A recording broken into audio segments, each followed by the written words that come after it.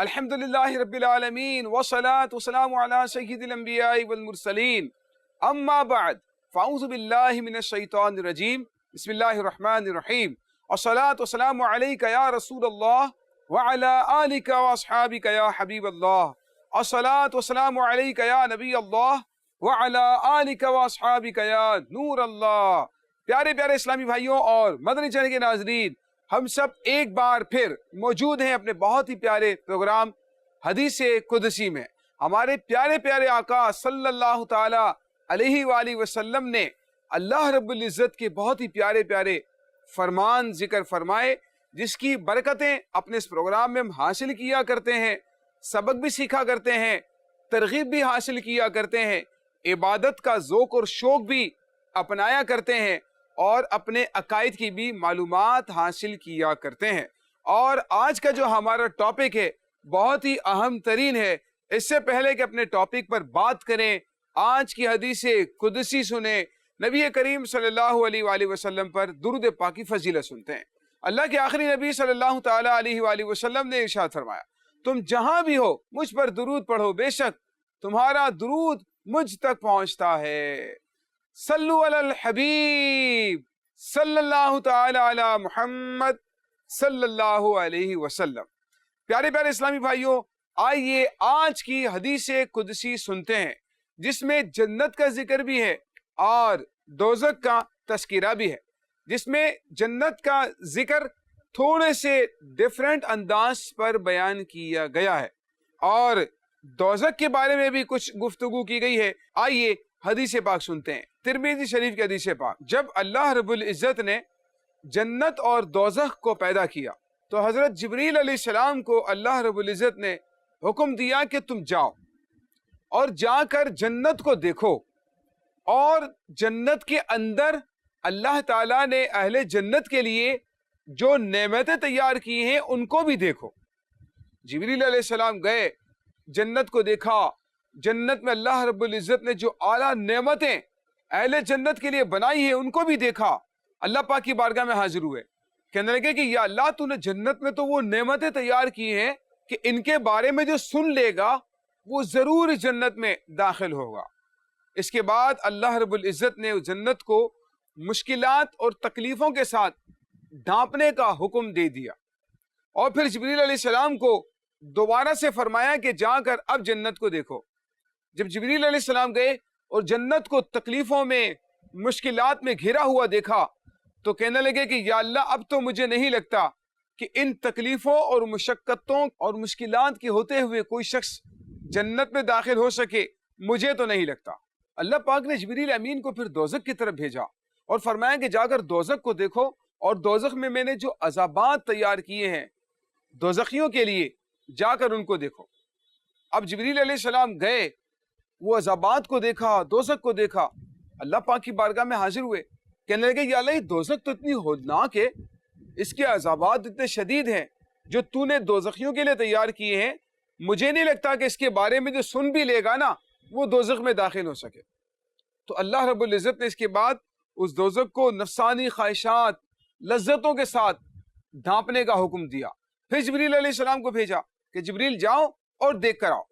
جب جبریل علیہ السلام گئے اور دیکھا کہ وہ لذتوں کے ساتھ، نفسانی خواہشات کے ساتھ گھری ہوئی ہے، اللہ پاک کی بارگاہ میں حاضر ہوئے، کہنے لگے کہ یا اللہ، تیری عزت کی قسم، اب مجھے ڈر لگتا ہے کہ دوزخ سے کوئی بھی بچ نہیں سکے گا۔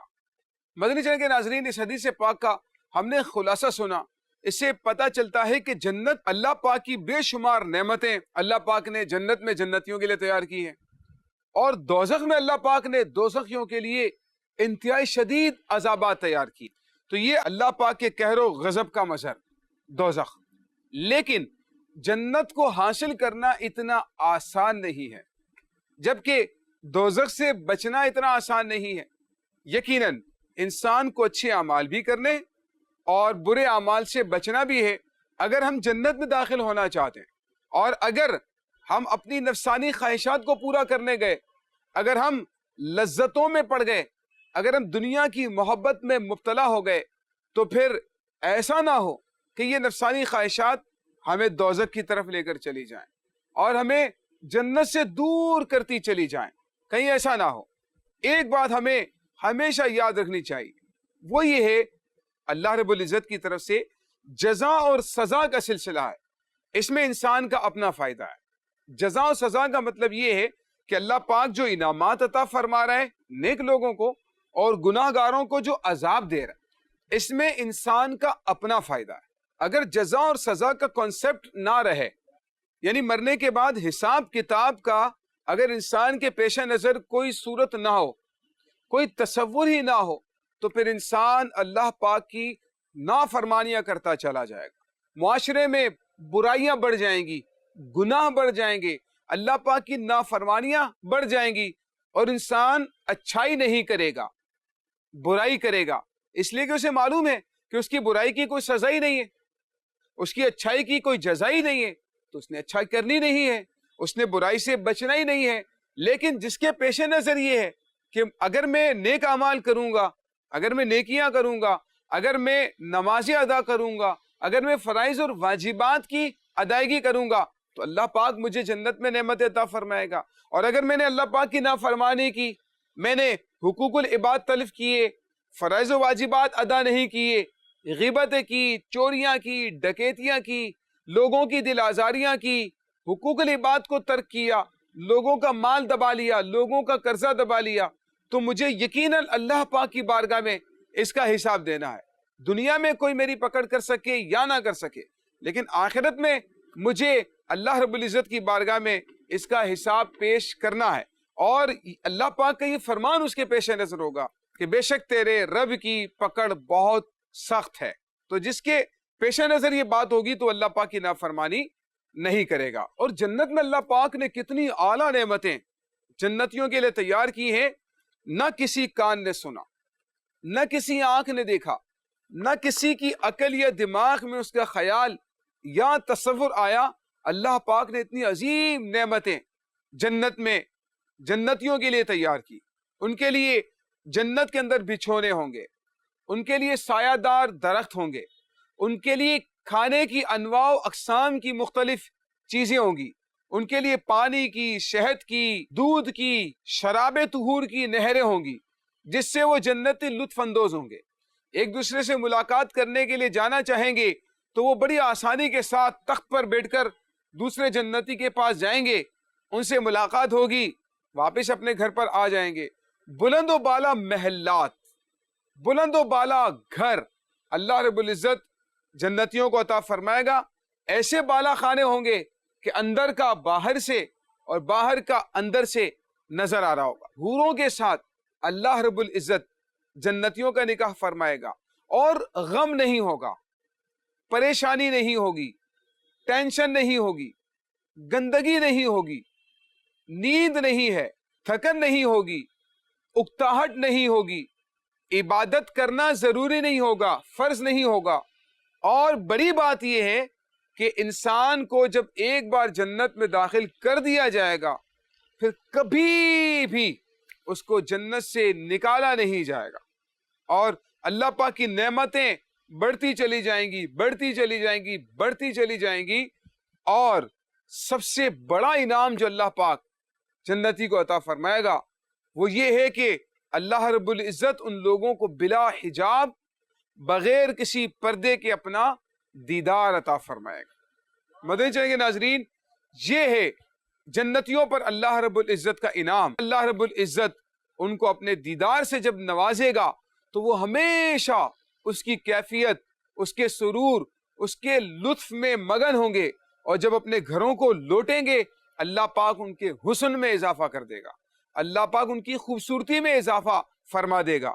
اور جو محلات ہوں گے جنت کے اندر، ایک اینٹ سونے کی، ایک اینٹ چاندی کی، وہاں پر جو گارا ہوگا وہ مشک کا ہوگا، اور ہیرے جواہرات بکھرے ہوئے ہوں گے، زمین پر مٹی کی طرح، کنکر کی طرح بکھرے ہوئے ہوں گے۔ اور کسی پرندے کو اگر اڑتا ہوا دیکھے گا، دل میں خواہش ہوگی کہ یہ مجھے کھانے کو مل جائے، اسی وقت وہ بھنا ہوا اس کے پاس پیش کر دیا جائے گا، جتنا کھانا ہوگا اپنی خواہش کے مطابق کھائے گا، وہ چلا جائے گا، خوشبودار ڈکار آئے گی، خوشبودار پسینہ آئے گا، اور اس کا کھانا ہضم ہو جائے گا۔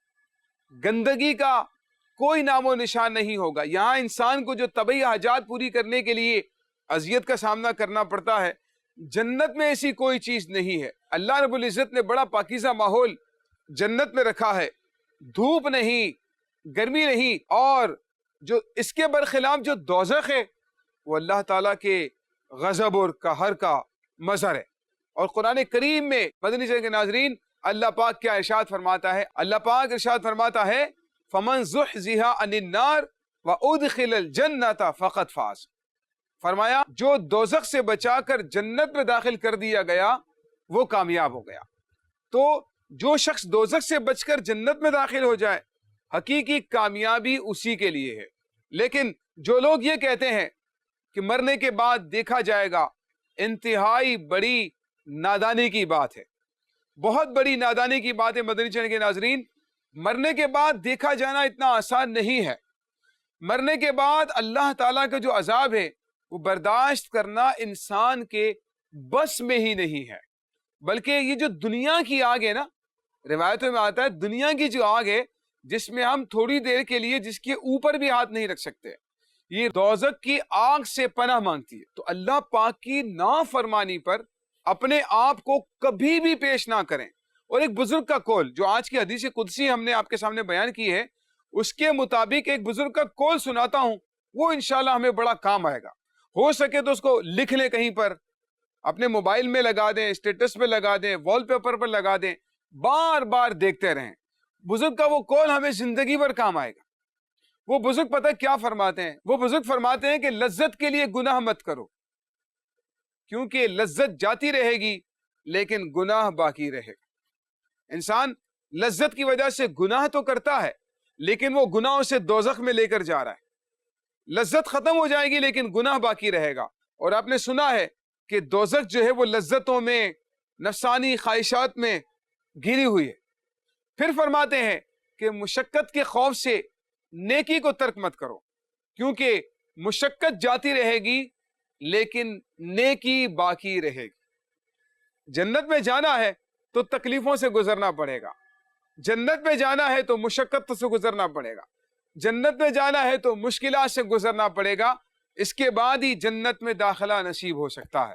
لہٰذا جنت میں جانا ہے تو مشکلات سے گھبرانا نہیں ہے، دوزخ سے بچنا ہے تو لذتوں کی وجہ سے گناہ نہیں کرنے ہیں، اللہ پاک کی نافرمانی نہیں کرنی ہے کہ یہ لذتیں، نفسانی خواہشات کہیں ہمارے دوزخ میں داخلے کا سبب نہ بن جائے. مسند احمد کی روایت، حضرت ابو ہریرہ رضی اللہ تعالیٰ عنہ روایت فرماتے ہیں، ایک شخص نے عرض کی یا رسول اللہ صلی اللہ علیہ وآلہ وسلم، مجھے ایسے کام بتائیے کہ میں کروں اور اللہ پاک مجھے جنت میں داخل فرما دے. مدنی چینل کے ناظرین، جنت میں جانے والے بڑے آسان کام، کوئی خاص مشکل نہیں ہے. اس نے عرض کی کہ مجھے وہ کام بتائیے جو مجھے جنت میں داخل کر دے. ہمارے آقا صلی اللہ علیہ وآلہ وسلم نے فرمایا، نمبر 1 لوگوں کو کھانا کھلانا، نمبر 2 سلام کو عام کرنا، نمبر 3 رشتہ داروں کے ساتھ اچھا سلوک کرنا، اور نمبر 4 رات کو اٹھ کر نماز ادا کرنا. یہ وہ اعمال ہیں جو لوگوں کو جنت میں داخل کر دیں گے. تو ان باتوں کو یاد رکھنا ہے. کھانا کھلانا ہے لوگوں کو، سلام کو عام کرنا ہے، رشتہ داروں کے ساتھ اچھا سلوک کرنا ہے، اور اگر اللہ پاک توفیق دے رات کو جاگ کر اٹھ کر نماز پڑھیں، تہجد کی نماز ادا کریں، اللہ پاک کی بارگاہ میں دعا کریں گے. یاد رکھیں جو نماز تہجد ہے نا مدنی چینل کے ناظرین، وہ جنت کا راستہ آسان کر دیتی ہے. نماز تہجد کے ذریعے سے جنت کو حاصل کرنا بڑا آسان ہو جاتا ہے. اپنی زندگی کے معمولات میں تہجد کی نماز کو شامل کر لیں. دیکھیں مشقت ہے، تھوڑی تکلیف ہے، تھوڑی پریشانی ہے، تھوڑی نیند قربان کرنی پڑے گی، لیکن آپ نے حدیث قدسی سنی نا، اللہ پاک نے جنت کو تکلیفوں کے ساتھ ڈھانپ دیا. اب اگر جنت میں داخل ہونا ہے نا تو پھر تکلیفوں کا مقابلہ کرنا پڑے گا، تکلیفوں کو برداشت کرنا پڑے گا. اسی لیے اگر نیکی کرنے کی وجہ سے مشقت ہوتی ہے تو پریشان نہ ہو، مشقت جاتی رہے گی لیکن نیکی جو ہے وہ باقی رہے گی. اور ایک اور حدیث پاک میں ہمارے پیارے آقا صلی اللہ علیہ وآلہ وسلم نے ارشاد فرمایا، جو شخص مجھے 2 چیزوں کی ضمانت دے میں مصطفیٰ کریم صلی اللہ علیہ وآلہ وسلم اسے جنت کی ضمانت دیتا ہوں، جو دونوں جبڑوں کے درمیان میں ہے اور جو دونوں ٹانگوں کے درمیان میں، یعنی زبان اور شرمگاہ کی حفاظت کی اگر مجھے ضمانت دیتا ہے، میں اسے جنت کی ضمانت دیتا ہوں۔ تو دیکھیں، نفسانی خواہشات سے روکنا ہے، فضول باتوں سے اپنی زبان کو روکنا ہے، جھوٹ بولنے سے، غیبتیں کرنے سے، برائیاں کرنے سے اپنی زبان کو روکنا ہے، اپنی نفسانی خواہشات کی وجہ سے گناہ نہیں کرنے ہیں۔ تو انشاءاللہ اللہ تعالیٰ نے چاہا تو ضرور اس کی رحمت سے ہم جنت میں حصہ پانے میں کامیاب ہو جائیں گے اور دوزخ سے اپنے آپ کو بچانے میں کامیاب ہو جائیں گے۔ اور ایک بہت بہترین طریقہ اور جو ذریعہ ہے وہ نیک لوگوں کی صحبت ہے۔ اگر ہم جنت کی محبت دل میں پیدا کرنا چاہتے ہیں، اگر ہم دوزخ کا خوف اپنے دل میں پیدا کرنا چاہتے ہیں، بہت بڑا مسئلہ یہ ہے کہ لوگوں نے جنت کی نعمتوں کو سنتے ہیں لیکن اہمیت ہی نہیں ہے، اس کو حاصل کرنے کا کوئی جذبہ ہی نہیں ہے۔ دوزخ کے عذابات سن رہے ہیں لیکن اس سے بچنے کا کوئی ذہن ہی نہیں ہے۔ حالانکہ فاروق اعظم رضی اللہ تعالیٰ عنہ نے اپنی انگوٹھی پر لکھا ہوا تھا کفا بالموت واعظا، نصیحت کے لیے موت کافی ہے۔ تو دوزخ کا تذکرہ ہو، موت کا ذکر ہو، انسان کے دل میں خدا کا خوف پیدا ہو جانا چاہیے۔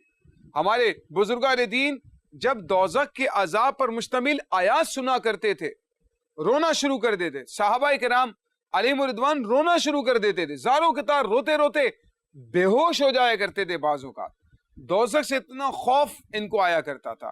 لیکن آج جب ہم نے جنت کی نعمتوں اور دوزخ کے عذابات کو پیش نظر نہیں رکھا تو اس کے نتیجے میں انسان اللہ پاک کی نافرمانی کرتا چلا جاتا ہے، نافرمانی کرتا چلا جاتا ہے، جس کے نتیجے میں انسان جنت سے دور اور دوزخ کے قریب ہوتا چلا جاتا ہے۔ تو نیک لوگوں کی صحبت اگر اختیار کریں گے تو اس کا فائدہ یہ ہوگا کہ جنت کی محبت دل میں پیدا ہوگی اور جو دوزخ کا عذاب ہے نا اس کی نفرت اور اس سے بچنے کا ذہن انشاءاللہ تعالی ہمارا بنے گا۔ اللہ پاک ہمیں جنت میں لے جانے والے اعمال کرنے کی توفیق عطا فرمائے۔ اللہ پاک ہمیں دوزخ میں لے جانے والے کاموں سے بچنے کی توفیق عطا فرمائے۔ مدنی چینل کے ناظرین، آخر میں آپ کو ایک مشورہ دیتا جاؤں، وہ یہ ہے کہ مکتبۃ المدینہ پر 2 کتابیں ملتی ہیں، وہ ضرور حاصل کریں، وہ آج کے ہمارے ٹاپک سے متعلق ہے۔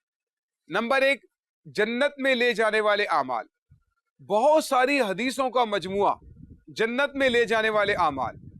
دوسری کتاب جہنم میں لے جانے والے اعمال۔ یہ 2 کتابیں خریدیں، جو جنت میں لے جانے والے اعمال ہیں ان کو پڑھیں تاکہ ہم جنت میں لے جانے والے اعمال کو اختیار کر سکیں، جہنم میں لے جانے والے اعمال پڑھیں تاکہ ہم ان سے بچنے میں کامیاب ہو سکیں۔ اللہ پاک ہمیں ان باتوں پر عمل کرنے کی توفیق عطا فرمائے، آمین بجاہ نبی الامین صلی اللہ تعالی علیہ وآلہ وسلم۔ صلو علی الحبیب صلی اللہ تعالی علی محمد صلی اللہ علیہ وسلم۔